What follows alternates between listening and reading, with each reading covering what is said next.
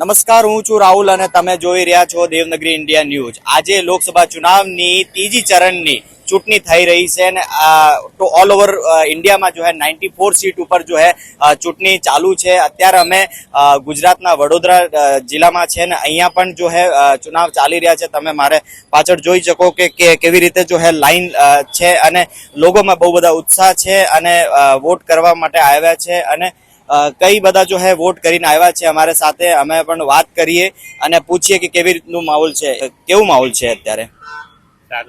સારું છે, વધારે છે। મોદી સાહેબને અત્યારે जो है મોટી મોટી સભા કરી છે, પછી કેવું લાગે છે? મતલબ સારું લાગે છે। સારું। અહીંયા કોણ કોણ जो है ઉમેદવાર ઊભા છે?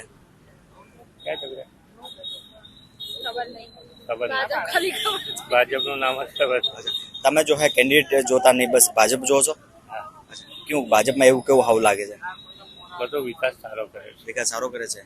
તો બરાબર, અહીંયા જો હે લોકો વોટ કરવા માટે આવ્યા છે ને મતદાન કેન્દ્ર ઉપર સવારથી 7 વાગ્યાથી જો હે લાઈન ચાલુ છે અને આપણે ઘરેથી નીકળીને અહીંયા વોટ કરવા આવ્યા છે। એક્સક્યુઝ મી સર, કેવું માહોલ છે વોટિંગનો ગુજરાતમાં? સરસ છે વોટિંગ। તમે વોટ કરીને આવ્યા કે કરવાનું? કેવું લોકો બહુ જો હે ઘરેથી નીકળીને બહાર આવ્યું છે? કેનું માહોલ કેનું જ્યાદા લાગે છે? બીજેપી હોય નહીં યાર બરોડામાં, ગુજરાતમાં બીજેપી જ આવે। કેવું એવું શું કામ કર્યું છે મોદી સાહેબ દેશ રાષ્ટ્રભક્તિ હિન્દુત્વ ઘણું બધું છે ને, એમના જેવું કોણ કામ કરે? કોઈ છે? આખા આપણા દેશને વિશ્વના મંચ પર લાવીને ઊભો કરી દીધો, બરાબર। અત્યાર સુધીના પ્રધાનમંત્રીઓ પાછળ પડ્યા હતા, આજે એવી પરિસ્થિતિ છે કે આપણા પ્રધાનમંત્રીની પાછળ દેશ ફરે, બીજા બધા દેશો ફરે છે। અગર વાત કરીએ એક દશકની, તો 10 વર્ષથી ગુજરાતમાં ભાજપ 26 ની 26 સીટ પૂરી લઈ છે। આના ચૂંટણીમાં કેવું લાગે છે? 26 ને 26 આવી રહી છે? ચોક્કસ 110%, એમાં કોઈ શંકાને સ્થાન જ નહીં। શું નામ છે તમારું? રોશની ઋષિજન। તમે કેટલી વાર વોટ કર્યું? 3-4 વર્ષથી કરી રહી છું। અચ્છા, આજે જો લોકસભાના ચૂંટણી છે એમાં કેવો માહોલ છે? માહોલ સારો છે। પ્રધાનમંત્રી અને સારા પાર્ટી નેતાઓ ચૂનો તો વધારે સારું। કેવું યુવાઓમાં કેટલો જોશ છે? યુવા નીકળીને વોટ કરવા આવી રહ્યા છે? યુવામાં જોશ ઓછો છે, પણ વૃદ્ધ લોકો અને વયસ્ક લોકો જે છે મિડલ એજના વધારે જોવા મળે છે। વોટ કરવું કેટલું જરૂરી છે મારા માટે? વોટ કરવું બહુ જ જરૂરી છે, બીકોઝ યુવાઓ માટે, ભવિષ્ય માટે, ભણતર માટે, આગળ કરિયર અને બધું જ જરૂરી છે આજની મોંઘવારી માટે। બહુ બધા પાર્ટીથી ઇલેક્શન લડી રહ્યા છે લોકો, કેવું જ્યાદા માહોલ કેવું ચાલે છે? એ તો હવે ઇલેક્શનનું રિઝલ્ટ આવે ત્યારે ખબર પડશે।